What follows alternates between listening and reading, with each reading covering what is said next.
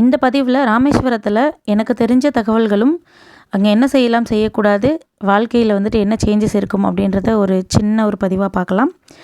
நான் எத்தனையோ முறை முயற்சி பண்ணி போக முடியாமல் தவிர்த்து போன ராமேஸ்வரத்துக்கு எப்படி தான் நம்ம போகிறது அப்படின்னு நினச்சிட்டு இருக்கும்போது, நண்பர் ஒருத்தவங்க சொன்னாங்க, கண்டிப்பாக நீங்கள் போயிட்டு வாங்கம்மா, நீங்கள் வந்துட்டு வரணும் அப்படின்றத வந்துட்டு கடவுள் முடிவு பண்ணிட்டாருன்னா நீங்கள் அந்த இடத்துக்கு போயிடலாம். இத்தனை தடவை தடங்களாச்சுன்னு சொல்லிட்டு நீங்கள் முயற்சியை கைவிடாதீங்க, போயிட்டு வாங்க, உங்கள் லைஃப்பில் பெரிய பெரிய சேஞ்சஸ் வரும்னு சொன்னாங்க.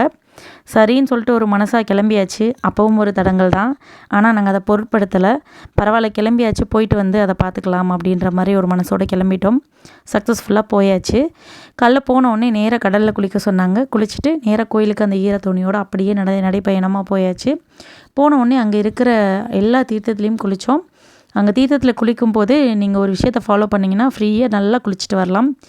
என்னென்னா, மோஸ்ட்லி வட இந்தியர்கள் வந்து அங்கே நிறைய பேர் வருவாங்க. அப்படி வரும்போது அவங்க எல்லாருமே நிறைய பேர் கும்பலாக வரும்போது அவங்க வந்து பே பண்ணி குளிக்கிற மாதிரி குளிக்கிறாங்க. ஸோ அவங்கள ஃபாலோ பண்ணிகிட்டே நீங்களும் போனீங்கன்னா உங்களுக்கும் தண்ணி ஊற்றிடுவாங்க, நல்லா குளிச்சிடலாம். ஸோ குளிச்சுட்டு வந்ததுக்கப்புறம் ட்ரெஸ்ஸை சேஞ்ச் பண்ணிக்கிட்டு நேராக சுவாமி தரிசனம் பண்ணிவிட்டு நீங்கள் வெளியே வந்துடலாம். இந்த கோவிலில் வந்துட்டு பார்த்திங்கன்னா, ஒரே லைனாக இருக்கக்கூடிய, ஒரே புள்ளியில் முடியக்கூடிய பகுதிகள்லாம் இருக்குது. இங்கே இருக்கிற உப்பில் செஞ்ச லிங்கம் அது ரொம்ப ஸ்பெஷல். அது எங்கே இருக்குது எப்படின்னு சொல்லிட்டு நீங்கள் சாமி சன்னதிக்கு போகையிலே பார்த்தா மட்டும்தான் பார்க்க முடியும். அதையும் கரெக்டாக கேட்டு அவரையும் பார்த்து தரிசனம் பண்ணிடுங்க.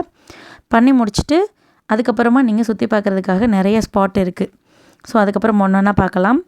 இந்த கோவிலுக்கு போகிறதுக்கு முன்னாடி லைஃப் எப்படி இருந்துச்சு அப்படின்னா, நிறைய பிரச்சனைகள், நிறைய கடன் பிரச்சனைகள், முக்கியமாக என்ன முட்டி மோதினாலும் இதை என்னால் தாண்டி வர முடியலையே அப்படின்ற ஒரு சூழ்நிலையில் லைஃப் போயிட்டு இருந்தது.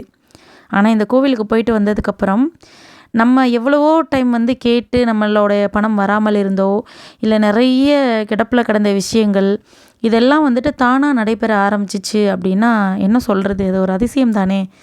ஸோ வந்துட்டு இதை வந்து சொல்லும்போது கேட்கும்போது வந்துட்டு சாதாரணமாக படலாம். ஆனால் அனுபவ ரீதியாக அதை பட்டால் மட்டும்தான் நம்மளால் உணர முடியும்.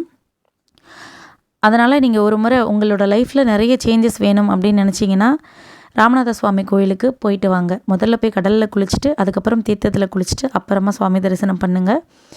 உங்களுடைய வாழ்க்கையில் இருக்கிற துன்பங்கள் எல்லாம் விலகிரும் அப்படின்றது வந்து உண்மை. இதுக்கப்புறம் பார்த்திங்கன்னா, நம்ம அடுத்து எங்கே போகலாம் அப்படின்னா, தனுஷ்கோடிக்கு. நீங்கள் மார்னிங்கில் வந்துட்டு இங்கே பக்கத்தில் நிறைய கோவில் இருக்குது. ராமர் பாதம், அது போக மற்ற தீர்த்தங்கள் எல்லாம் தூரத்தில் இருக்குது. அங்கே தீர்த்தம் இல்லாட்டினாலும் அதுக்கான இடங்கள் இருக்குது. சில கோவில்களும் இருக்குது, ஹனுமன் கோவில் இதெல்லாம் இருக்குது. ஸோ அந்த கோவிலுக்கெல்லாம் போயிட்டு வரலாம். போயிட்டு வரும்போது ஈவினிங் ஆகிடும். நீங்கள் ஈவினிங் போல் தனுஷ்கோடி போனீங்கன்னா ரொம்ப நல்லாயிருக்கும். ஸோ ஈவினிங் ரொம்ப லேட்டாகவும் நீங்கள் போகக்கூடாது. டைமுக்கெல்லாம் போனீங்கன்னா தான் லைட் ஹவுஸ் பார்க்க முடியும். பார்த்துட்டு அப்படியே உள்ளே போனீங்கன்னா அங்கே போனால் லாஸ்ட்டு எண்டுக்கு போயிட்டோன்னா டைம் போகிறதே தெரியாது. நீங்கள் நேராக கடலோட அந்த தனுஷ்கோடியோட எண்டு பக்கமாக திரும்பி நின்று பார்க்கும்போது உங்களுடைய வலது பக்க கடல் வந்துட்டு ஆர்ப்பரிச்சிட்டும், உங்களுடைய இடது பக்க கடல் வந்துட்டு அமைதியான சூழ்நிலையிலும் இருக்கும். ரொம்ப ரொம்ப சூப்பராக இருக்கும். கண்டிப்பாக மிஸ் பண்ணாமல் போயிட்டு வாங்க. அப்புறம் கோயில் பக்கத்தில் வந்துட்டு பார்த்திங்கன்னா போட் ரைடு வச்சுருப்பாங்க. ஒரு 5 கிலோமீட்டருக்கு கடலுக்குள்ளே கூட்டிகிட்டு போயிட்டு வருவாங்க.